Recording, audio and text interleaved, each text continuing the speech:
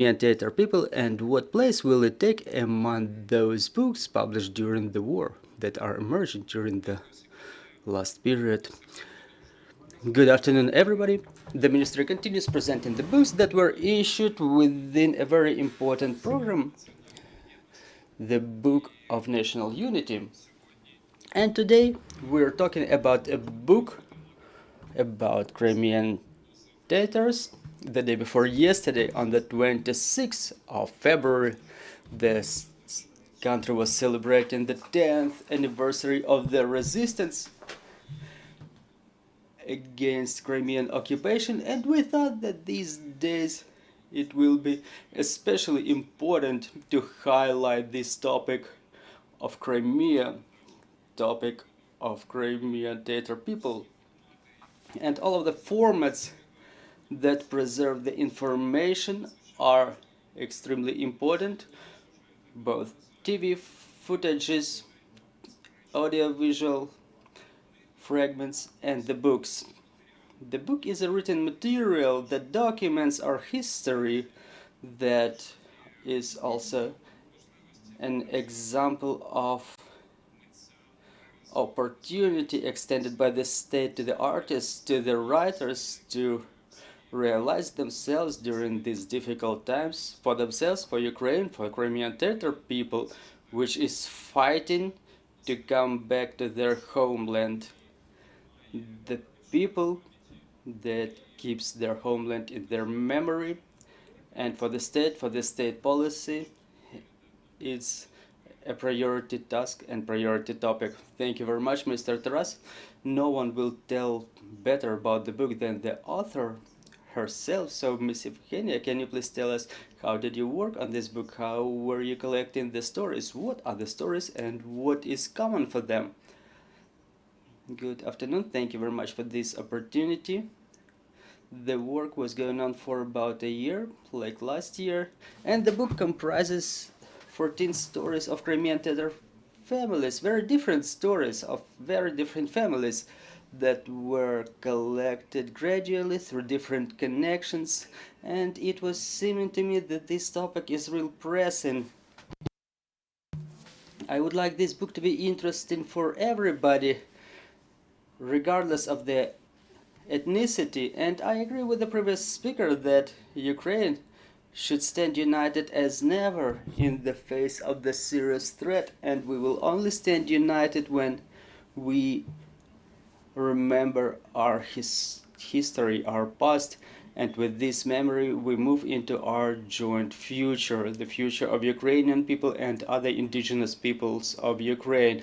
These are the stories of different people who work in different areas, the stories of political prisoners, the stories of those defending Ukraine in the ranks of the armed forces of Ukraine. Unfortunately, among those stories, there are stories of the people who took up the arms to defend Ukraine and laid their lives in this defense. Also, the book has the stories of Crimean Tatar artists, cultural activists, civil activists, both male and female, but it's generally a memoir of people who tell about the lives of their families for decades, starting just as long ago as the memory in their family goes. Approximately from the 19th century and until this day, almost all of the stories reflect the benchmarks of development of Crimean Tatar people since 19th century, and the way different families, regular families, reacted, sensed what was going on to them during these difficult periods, starting with occupation of Crimea with Russian Empire, and then with what Soviet Union was doing there, and then what modern Russian Empire, so-called Russian Federation, brought to Crimea. The book contains a lot of memories about the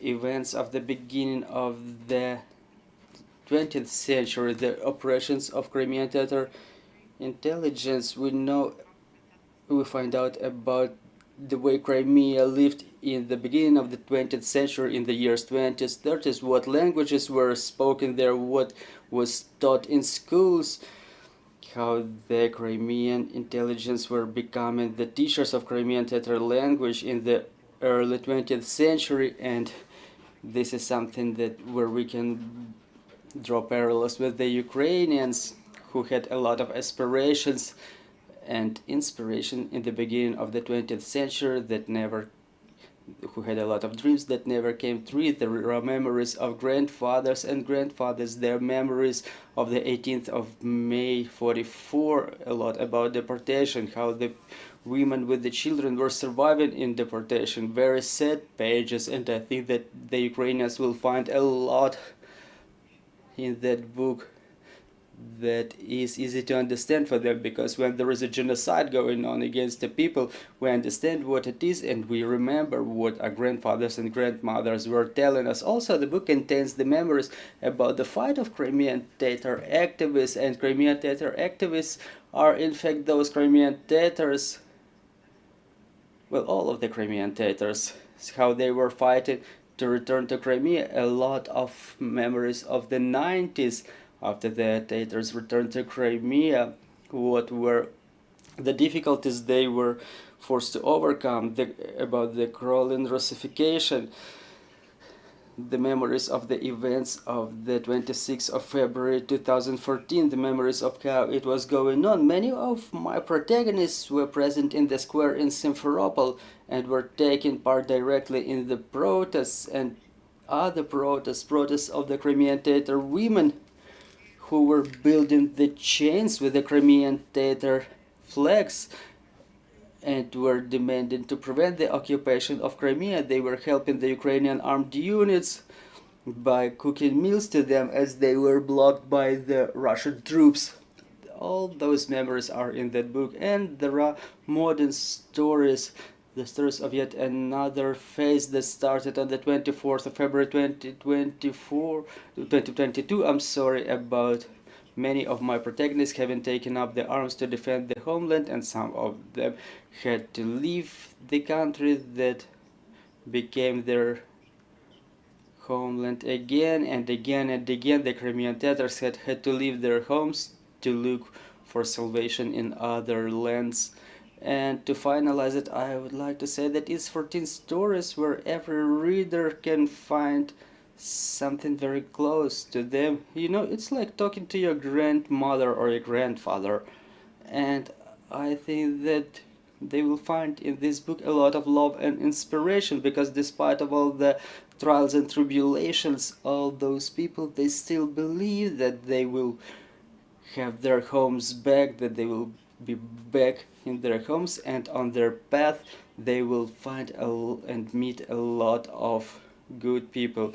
And there are more stories that we know about, but we unfortunately cannot publish them because the loved ones of those families are defending our homeland with the arms in their hands, and we cannot disclose their names. And believe me, such heroes are numerous, and on these days we remember all those who get involved in defense of our homeland. And I would like to say, in my opinion, Ukrainian nation is responsible for preservation of the state of Ukraine and preservation of all of the indigenous people living in our territory. Thank you, Miss Yevgenia. Joining us online is one of the protagonists of this book, Miss Gulnara, who is a wife of a political prisoner. Her story and the story of her husband is included in this book. So, Miss Gulnara, can you please share your story with us? Can you please tell us why was it important for you to give publicity to your story? I'm asking our technical team to get Miss Gulnara connected. Good afternoon, can you hear me? Yes, we are hearing you. Good afternoon, everybody. Thank you very much for organization of this event and for the invitation. I would like to extend my appreciation to Miss Yevgenia. She was the one who presented us this book. Thank you very much, Miss Yevgenia. A story was pretty difficult. It's a story of a difficult way, because as Miss Yevgenia was writing down the story, Edem was severely ill, and she provided us with an opportunity. She was finding 20-30 minutes of Zoom to get connected and to listen to the story. I'm currently taking care of my severely ill husband. I'm getting in touch with you from Istanbul. It's been 22 months that we're in the hospital, and those are all consequences of Russian prison, where my husband spent 257 days. Miss Yevgenia provided us with the opportunity to recall our history back from the times of our grandfathers and ending with our personal stories. And everything that our parents were telling us is something that we've heard from them, but again, we walked the same path starting from 2014. My mother told me as they were deported to Ural, about the 40 degrees below zero after Crimean warmth. My father was deported to Uzbekistan as he was 13, and he was telling about those boys of 13, 14 years old. They were only digging the trenches to bury the bodies of the dead of famine and illnesses.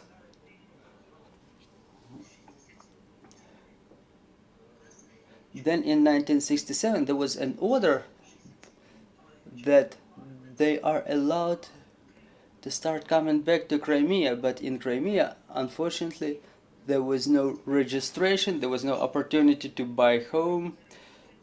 The Crimean Tatars were not accepted for any employment, and whoever was buying any real estate there, they were deported once again.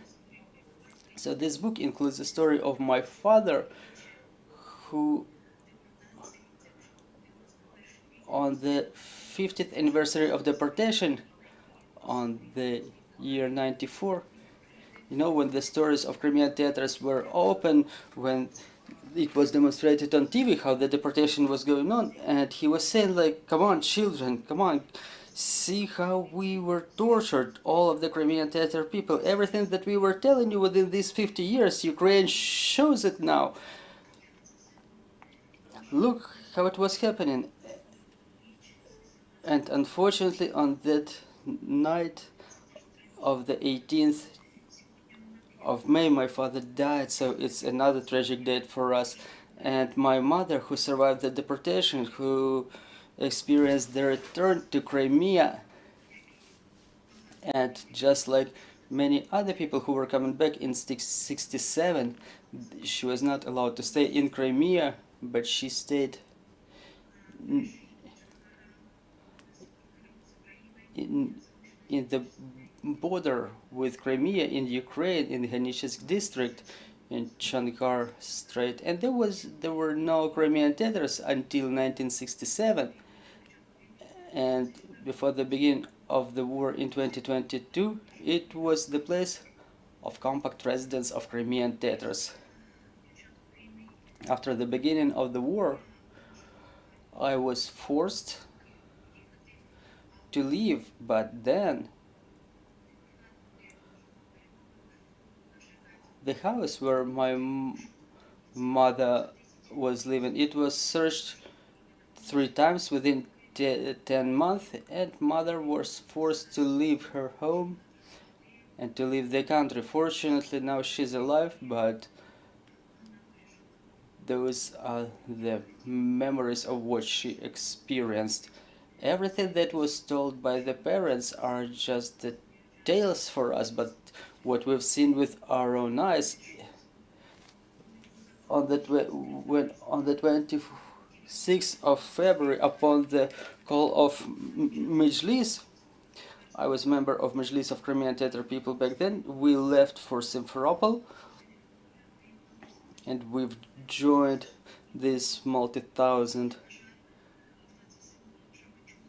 meeting and manifestation, and On the 27th, the Crimean Tatar channel was on air, and we've heard that on the 27th, the parliament building was already captured, and on the 28th, those green men crossed Shankar, and they were entering with their tanks and troops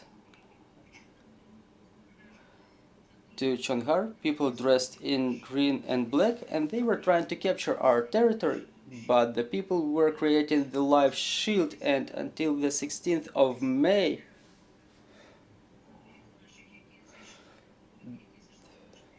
having experienced the pressure of those enemies who came to our land, we were pressing against them to the border between Chonghar and Crimea. And with the beginning of the war, we also, it was in Novoalexeyevka, just like in Chonghar, where the tanks were entering then to both sides, to Zaporizhia and Kherson. They were moving, and it was so, well, we were never thinking the enemy. We knew that the enemy is there. We knew that the war is going on. Donetsk was occupied, Crimea was annexed, but we couldn't expect those hundreds of tanks enter our village and to go different ways. It was a horror. So when the people started leaving from Kherson region, Zaporizhia region, from Crimea, about 70% have left, because within 8 years we were standing, we were supporting Crimea, we were walking out on protests, people were joining all of the meetings, all of the protests in support of Crimea, and they were indifferent, not indifferent to what is going on in Crimea. I don't know, this book comprises such stories that were so thoroughly, so meticulously described by Miss Yevgenia. I remember those moments when 35 years ago, when we were given a house in Novoalexeyevka, my husband was given this house as an agronomist, and our neighbor who lived nearby, she was Ukrainian. Their family was deported too someday, and she was told, like, you know, Tatars are coming, you understand it, and to me they told, like, your neighbors will be Banderivtsi. And she met me with borscht, and we lived side by side more than 35 years. She's a Banderivka and I'm a Crimean Tatar. We were living like a family. We didn't even have a fence between our land plots. If I'm cooking the chebureks, I'm giving the first to Miss Stefania always. And so what I want to say is that today everybody in this world has to understand, if Russia is not stopped, it destroys everything in this earth, because they're the enemy that for ages, for centuries, is oppressing Crimean Tatar people, Ukrainian people. It is their intention, is their plan to destroy everything that demonstrates any identity of any other peoples, like Crimean Tatar people or Ukrainian people. This is why we have to fight everybody in our fronts, and I want to thank Miss Yevgenia, because it's their front, it's her fight. And I would like to end with the words of Naman Shalabi Khan. They can set fire on all of our land, they can destroy all of our property, but they will never destroy our faith, the faith of the Crimeans. Thank you very much.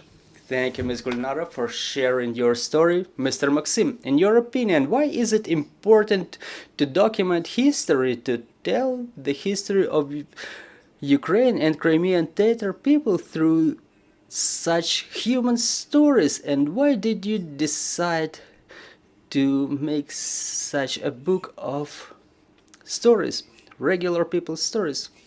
I would like to mention, just like Mr. Taras said, just like Ms. Gulnara and Yevgenia said that on the 26th of February, 10 years ago, thanks to the call of Mejlis, there was many thousand people protest that deteriorated that picture that Russia wanted to show, that the deputies of Crimea vote for separation from Ukraine and joining Russia. So thanks to those people, everybody had seen that things are not like that. And today many Crimean Tatars continue fighting for our independence, fighting for our freedom in the ranks of the armed forces of Ukraine. This is why it's very important to publish books like this, to make sure that our descendants understand and know who was defending our freedom. And the fact that this book describes the real stories of the real people, it's even more important. Thank you. Thank you very much, Mr. Oleksandr. Folio Publishers is behind this book. How is it special for you personally and for the publishers? Let me start with a different thing. Folio, as publishers, publish the literature related to Crimean Tatar people, and I think that if we take, say, Ukrainian history and culture, it's a big tapestry where we have to redraw some distorted pictures, distorted parts to make it real.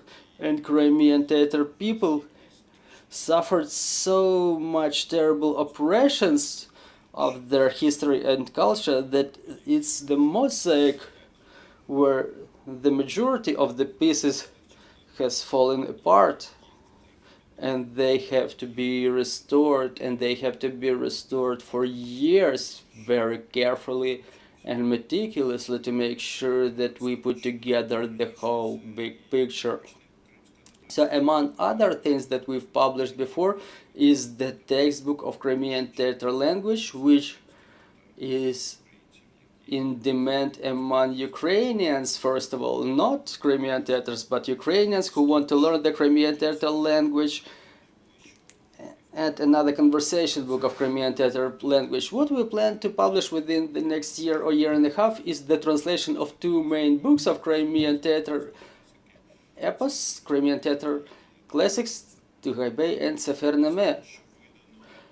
Out of what we've already published in a small number of copies, 2 volumes of main classic of Crimean Tatar literature, Osprey Gasprinsky, and I see demand for this book in the free market already, and I'm seeing that the number of readers from different regions and those who buy remotely, you know, I see the names and the last names, the majority of the last names are Ukrainian. Obviously the history of Crimean Tatar people, I'm talking about relations between the two countries during the hetmanship times. It was absolutely distorted, and only now we start rediscovering this real history. And the same thing about the modern history. It turns out two peoples are working hand in hand. They have common enemies, they have common friends, and they have common future. And I think that Miss Yevgenia, it's not the last book of hers for ours. We've made new proposals for her. We're waiting for her answer, and I think that in a year or year and a half we will be sitting in this same room discussing her new book. Yeah, we hope to do that too. Thank you, dear guests. Do we have any questions to our guests, either offline or online?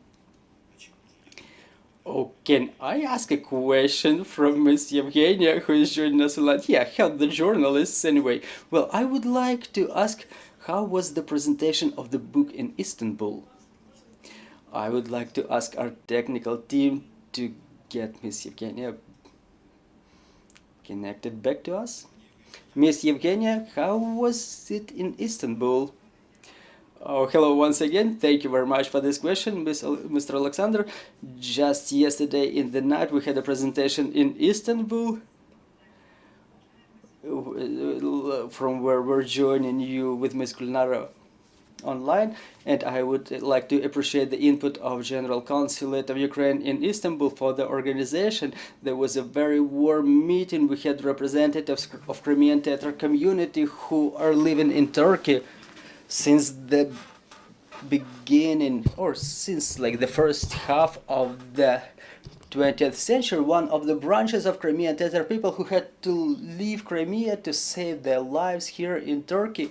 So they were visiting us yesterday. They were sharing their memories, the memories of their families during the meeting. Also attending us were many representatives of Ukrainian community who were forced to leave for Turkey due to the full-scale war, and they were all pleased to join our presentation. We had a lot to share with them, our memories, our stories about how it was happening, how it was going on. There were tears and hugs, but it was all very warm, and we were saying that those memories are real timely and everybody understands them, specifically now. Unfortunately, it's terrible that we become closer due to such terrible events, but on the other hand, it adds more compassion and some joint emotions. We were disseminating the books, and I hope there will be more demand for them, and we were saying that we have to continue it in some way. So thank you. Ms. Yevgenia, are there any proposals about translation of the book in other languages?